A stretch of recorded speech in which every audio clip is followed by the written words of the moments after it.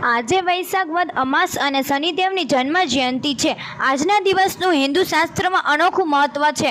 ત્યારે મોડાસાના લીંભોઈ ગામે આવેલ શનિદેવના મંદિરે શનિ જયંતિની ભવ્ય ઉજવણી કરવામાં આવી હતી। સમગ્ર અરવલ્લી જિલ્લા અને આસપાસના લોકો મોટી સંખ્યામાં ભગવાન શનિદેવના દર્શન માટે ઉમટી પડે છે। દિવસ દરમિયાન શનિદેવનું પૂજન અર્ચન અને તલના તેલથી શનિ સ્ત્રોત દ્વારા અભિષેક કરાય છે।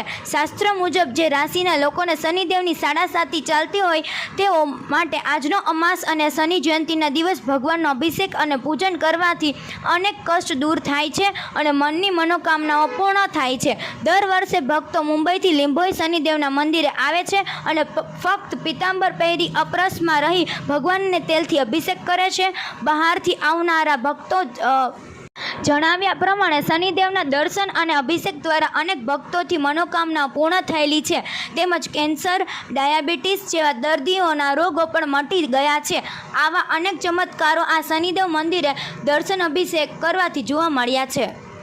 આજના આ શનિ જયંતિ નિમિત્તે આપ સર્વેને અમારા લીંબોઈ ગામ વતીથી શુભકામનાઓ।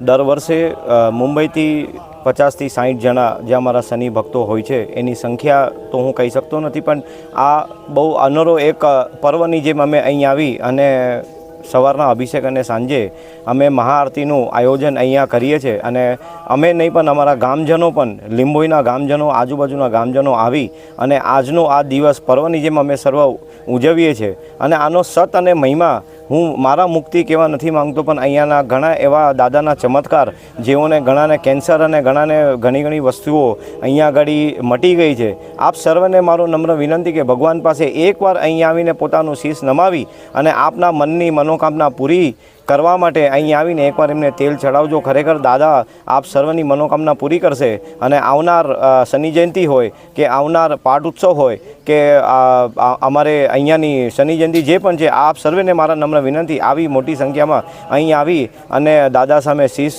નમાવીને આપની જે પણ મનોકામના છે એ આપ સર્વે